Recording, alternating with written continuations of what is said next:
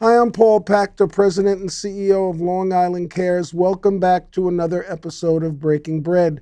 Breaking Bread is sponsored by CardWorks. CardWorks is a multifaceted service that handles credit card transactions for businesses using credit cards. Visa, MasterCard, Discover, so on and so forth. So if you have those kind of needs, reach out to cardworks.com. Today, I'm very excited to welcome my guest, Robert Vitelli. He's the CEO of the LGBT Network right here on Long Island, but they also serve Queens. Robert, welcome. It's great to see you. Paul, thanks so much for having me. I appreciate it. Pleasure. So before we get into a deeper discussion, tell me what the LGBT Network is all about and what you do. Sure, thank you. The LGBT Network, we're a 501c3 nonprofit charity.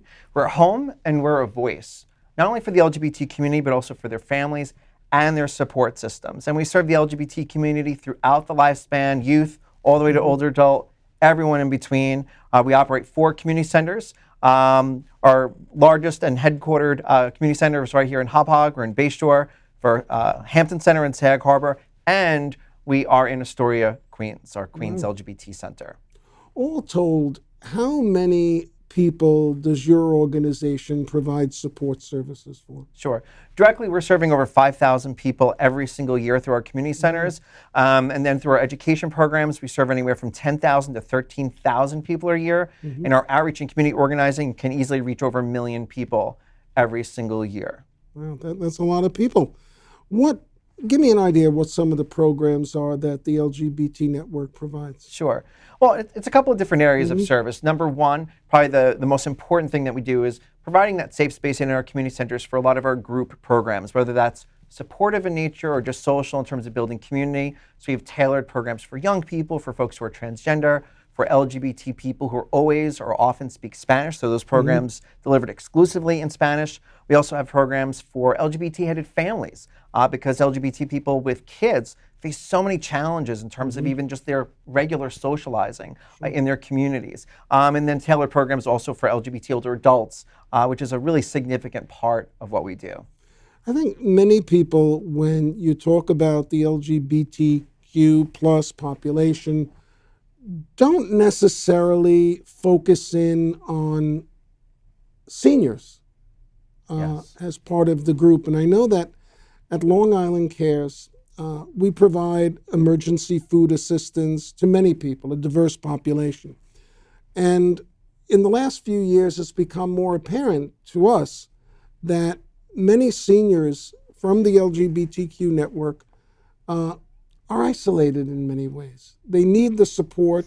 They're not sure how to go about it. They're not sure who to contact. They're not even sure that they want to risk themselves by saying that they're food insecure or they need help.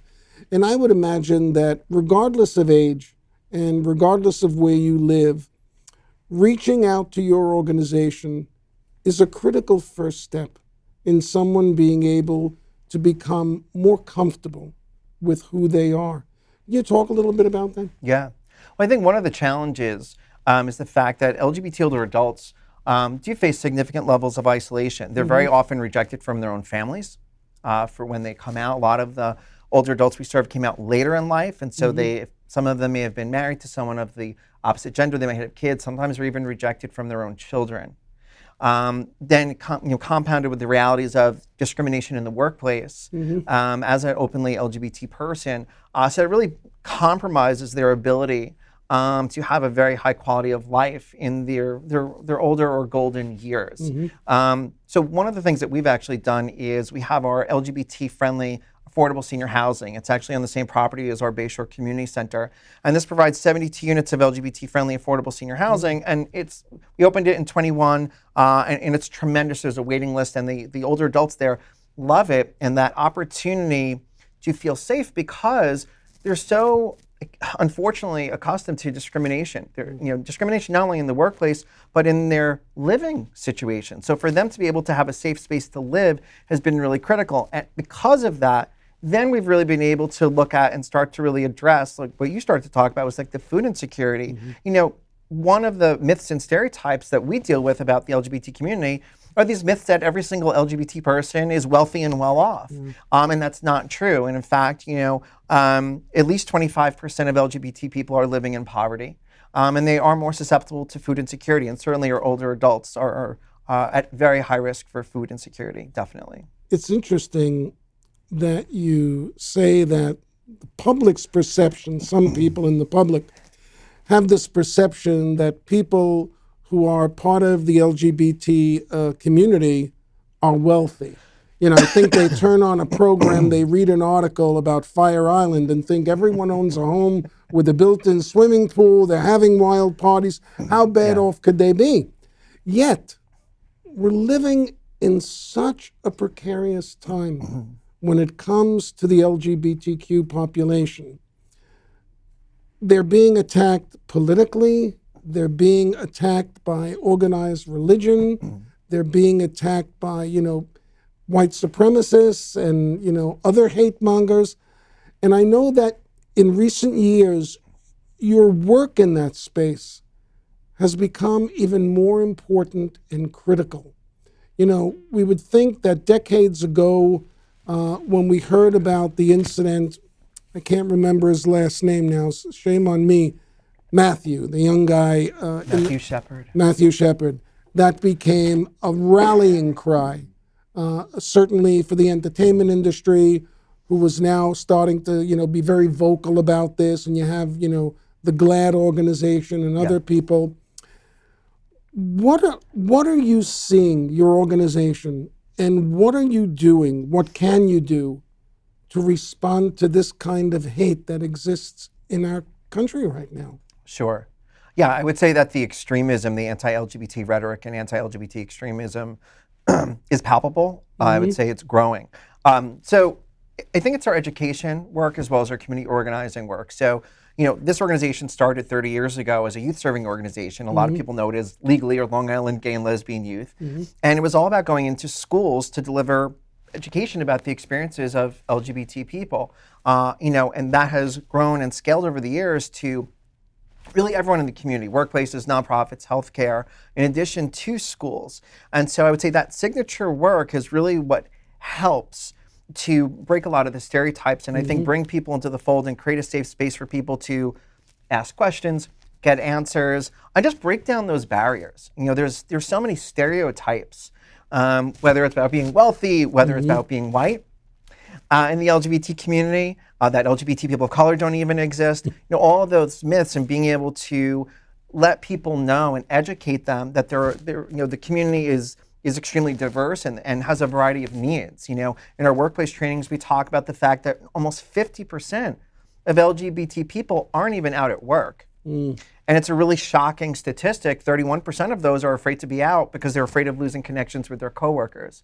And I think that continues to underscore the realities of what it's like to grow up and live as an LGBTQ person in our country today.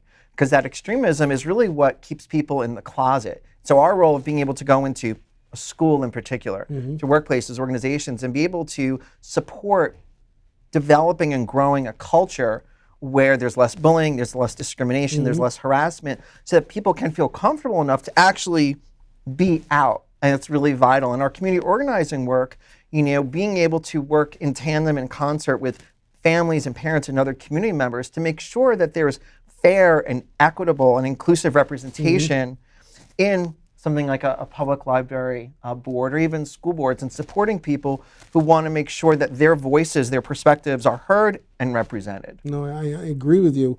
You look at what's going on right now in certain states, Florida for one, where they're banning the schools from teaching about diversity and including the LGBTQ plus population. They're banning teaching of African American history in the schools. They're banning books. They're passing laws to outlaw drag shows in their community. So knowing that the younger population that you serve are victimized by bullying online and certainly bullying in school, how do you see the population right now on Long Island? What are some of the challenges that your organization is seeing? Because people will say, "Oh, we don't do that on Long Island. We don't, ban drag shows." But the fact of the matter is there is an extreme right movement on Long Island Yes. that's taking their cues from the governor of the state of Florida. Yes. Yes. And we've met them. It's very real here. I think, we have organized rallies. We've organized community members to go to school board meetings, to public library board meetings, and we are coming literally face to face with this extremism. And I think part of what's been so vital is being able to actually support people in the community and empower them to have a voice, to actually stand up. People are so incredibly scared that we go into one of those spaces and they can see the opposition. And so one of the things that we've done in part of our community organizing has been creating something called our Pride Patrol. And that is, this group of people that wear t-shirts. This is Pride Patrol, has a rainbow flag. But it gives people a sense of safety to be able to go into one of these meetings that is very volatile and feel safe because they can see other people that are there with them to be able to say, hey, whatever it is they want to talk about and give voice to and advocate very often for their own kids in that school environment and to stand up to it. And what we've seen is when we give reasonable, rational voice to the needs of the LGBT community, it's very difficult for that extremism to fight back. And so that's been really, I'll say, our goal is being able to support the community, organize, give them visibility, but again, more than anything, empower people to be able to not be afraid and to feel safe, to be able to speak up for their rights and the rights and safety of their own kids. It's extremely troubling to know that there are people that would try to address a meeting of their local school board and would have to have a group in the hall, almost like the Guardian Angels in New York City, where they see the hat, they see the flag, and it's like, I feel a little more calmer, I feel a little more protective. How are the families speaking up? Because I don't think we do enough talking about the families. We talk about the population themselves, but, families go through a great deal of, difficulty accepting their child, accepting another relative who comes out, and then to go public, knowing that there may be a backlash against them. So do you see the families becoming more empowered through the work that your organization does? And I say that because I remember many years ago when I was in the mental health system that the families of children who suffered from psychiatric disabilities always had a great deal of shame and embarrassment and grief that they caused this. And does the same thing happen with the LGBT community? Parents feeling, I must have done something, as opposed to, this is all about the internet. They saw something on the internet, they caught this from RuPaul, and that's not the truth, guys. We're born differently. I would say I think there's less of that today than there was, let's say, like 10, 20 years ago. I think the changes that we've seen in the last 20 to 25 years in terms of I'll call it social consciousness for the existence of LGBT people, I would say has drastically advanced.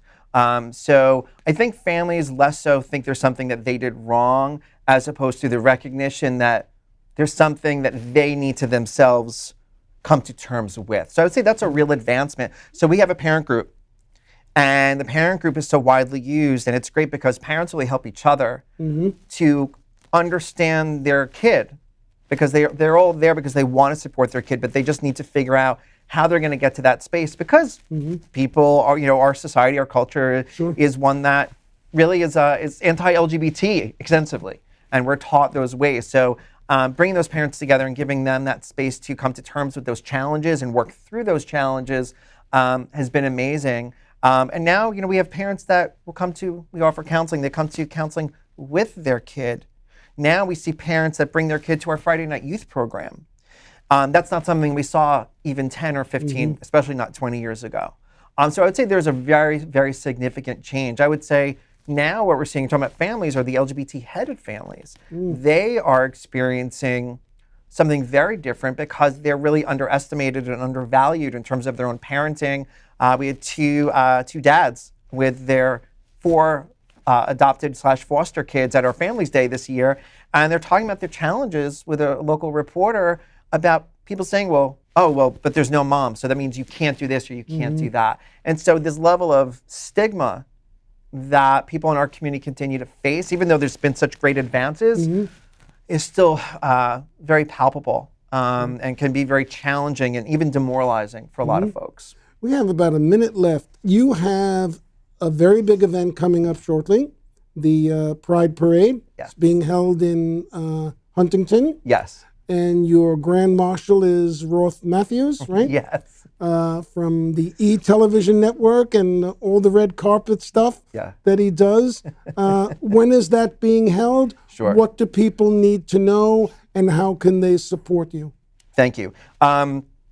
Sunday, June 11th, Huntington Village, 12 o'clock noon, the 33rd Annual Long Island Pride Parade and Festival, and then we'll have the festival afterwards in Heckscher Park. Ross Matthews as our one of our Grand Marshals this year. And Ross, I've seen Ross mostly on RuPaul's Drag Race. But what a tremendous performer and comedian. We're so grateful to be able to recognize Ross for all the work that they've done. And even though it's the 33rd Annual Pride Parade, we took it over a couple years ago. The organization, the LGBT Network, is actually celebrating 30 years of service this year. So it's a really big year for us, and we're really glad to kind of we're excited for a blowout year and a really great excellent time.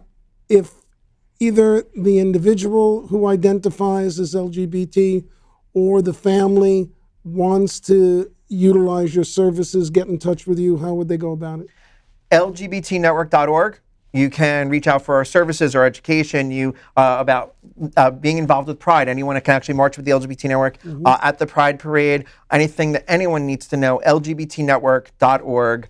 They can also give us a call, 631-665-2300, or email us at info@lgbtnetwork.org. That's outstanding. Thank you. Robert Vitelli, the CEO of the LGBT Network right here on Long Island. An incredible organization doing incredible work for a population that really deserves our respect, our support, and our money. So help out the organization. Help out the families. Make sure that these services continue because so many people benefit from it. If you enjoy what you're watching right here on YouTube, please consider subscribing to our program, Breaking Bread. Until next time, this is Paul Pachter, CEO of Long Island Cares. Keep taking care of one another and speak out, especially if you feel something's been unjust. We'll see you next time.